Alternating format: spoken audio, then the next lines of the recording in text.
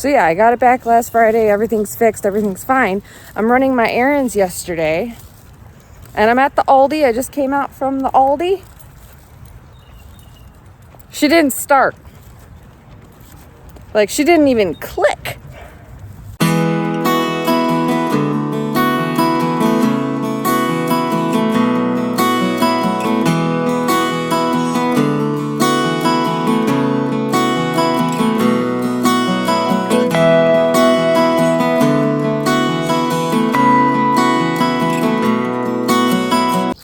Hi guys, welcome back to Sam's Life with a Husky. Sam here, if you didn't know. The Husky, he's right there. His name is Ghost. We are on our evening walk on this beautiful end of May evening. I said evening too many times. And I have been just a little bit of a wreck today. Had a slight mental breakdown last night because of my car. I tell you guys, I cannot wait for a full-time job. The stress of my car, the stress of not knowing whether or not I'm going to be making enough money in a given week because Instacart is so slow, it's insane.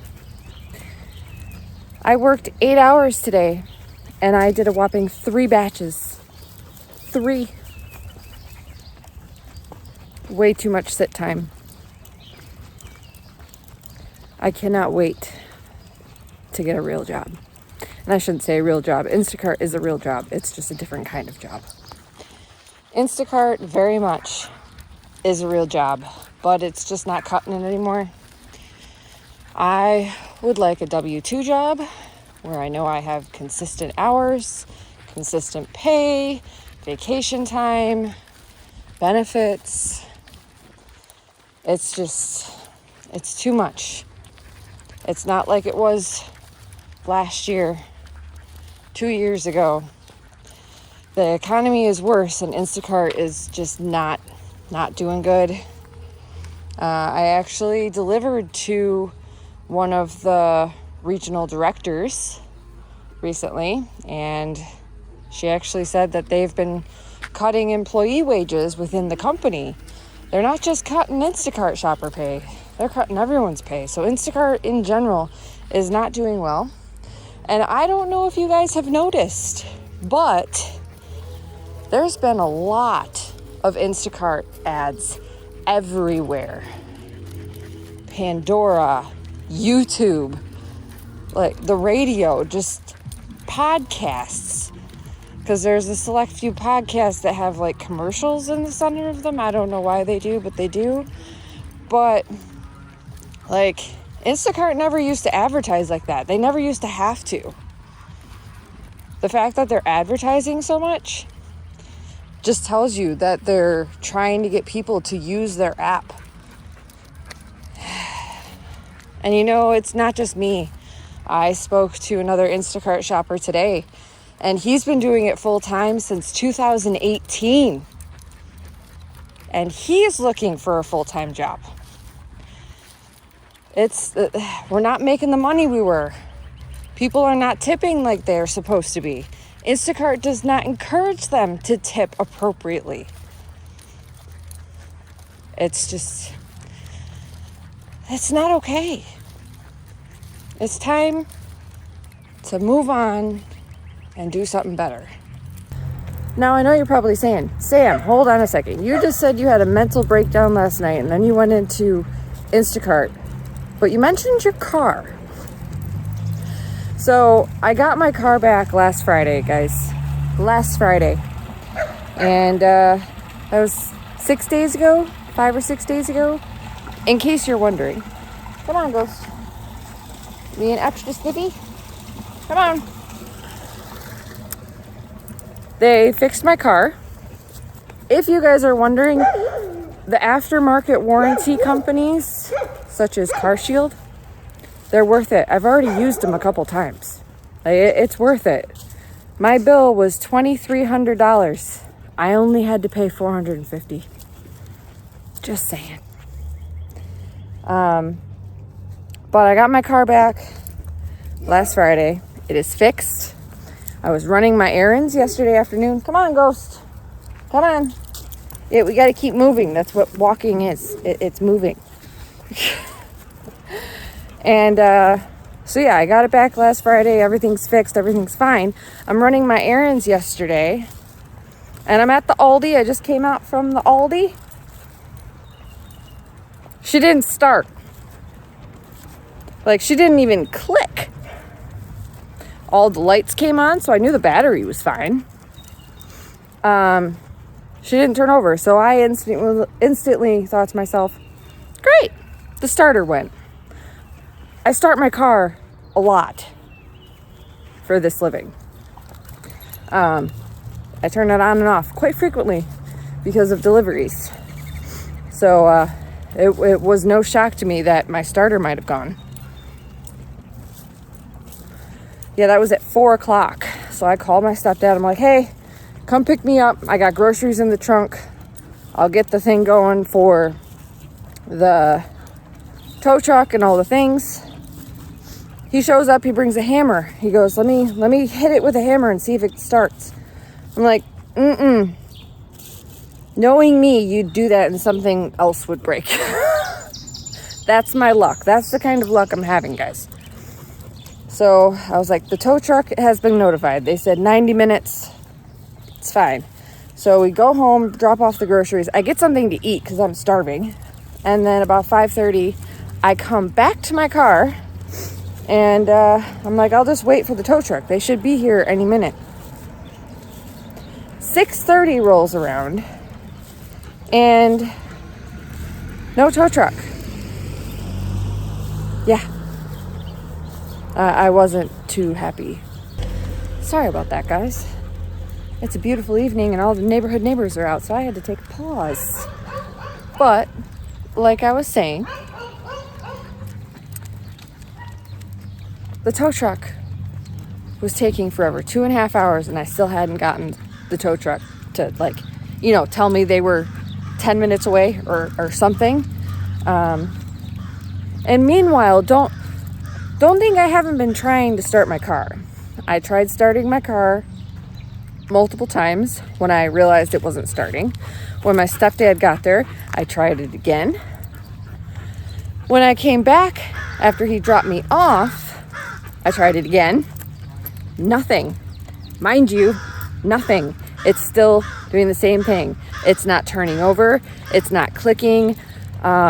Just nothing. The lights come on and that's it. So I was like, all right, it's been 2.5 hours. I have no ETA from the tow truck driver after they told me 90 minutes, mind you. I was like, I'm going to call dispatch. But you know what? Just for the heck of it, I'm going to try starting my car again before I call dispatch to find out where this tow truck driver is. And of course, the roadside assistance that I have,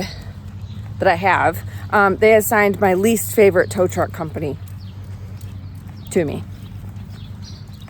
Not that that matters, but And of course, right before I call dispatch, 2.5 hours after waiting for a tow, my car starts. At this point, I am fuming. I am livid. I'm like, okay, it started. I canceled the tow truck. Come on. I canceled the tow truck because I no longer needed the tow truck because she was running. And I said, all right, we're driving to Subaru. Now, before this, I had already called Subaru to let them know that I was on my way. I chose to go to Subaru and not Monroe because they provide me with a rental. And I had to work today. Monroe does not provide me with a rental. So I chose to go to the dealership. Not only that, because of the fact that I thought it was my starter, I know for a fact my CarShield contract covers starters. So there were pluses to this. So obviously, if CarShield is going to cover it, I'm going to take it to the dealer and have a certified Subaru dealer mechanic work on my car. So I drive it all the way to Subaru, and I pull in, and my favorite service advisor is there. I go, you know, bud, I was like, I'm afraid to turn it off because she might not start again. He goes, what happened? We just had it 5 days ago. I'm like, I know. I was like, I was at the Aldi. I told him the whole story. He goes, okay, turn it off. I was like, okay. Turned it off. He goes, take the key out. Let it sit for about 60 seconds. He goes, okay, start it back up. It started without an issue. He goes, I believe you. I believed it happened. He goes, is this the first time this has ever happened? I'm like, yeah, it's the first time.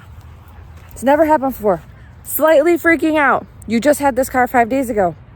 He goes, well, it didn't happen when we were test driving it. I go, I believe you. You're straight up with me. You're one of the few service advisors that I actually trust. And he goes, I can take it in and I can replace your starter. Even though it might not be your starter. He goes, it could have been your shifter. Come on. I was like, what do you mean? He goes, if your shifter was off by the slightest amount, he goes, your car wouldn't have started. I was like, well, what the heck? I'm like, how can I test that? He goes, next time, if it happens again, he goes, I want you to put the car into the on position, put it into neutral. That's a couch. We're not peeing on the couch. Come on. Come on. Put your car into neutral, and if it starts, it's your shifter. If it doesn't, it's your starter. I was like, well, thanks. He goes, I can't, your warranty won't cover it if I go to replace your starter right now because it's not a faulty part. He goes, but I can replace it if you want. He goes, I don't want you to be stressed out. I was like, I can't trust this vehicle. So I took it home, even though I had a rental lined up. Guys, I had a mental breakdown in front of my Subaru service advisor. Legit, I was crying in the garage where you pull in at the service center, crying because I was having a mental breakdown because something else was wrong with my car and I had to work today. Yep, I had a mental breakdown. The stress is not worth it. So I can't wait to find a regular W-2 job so I know I have steady things, and all the steady things, including pay, hours, and benefits. I would really love to start my own business. I am a certified trainer, but I just don't have the capital right now. My money is all tied up. It's all tied up. I would also like to buy a house. I'm not buying a house in this housing market.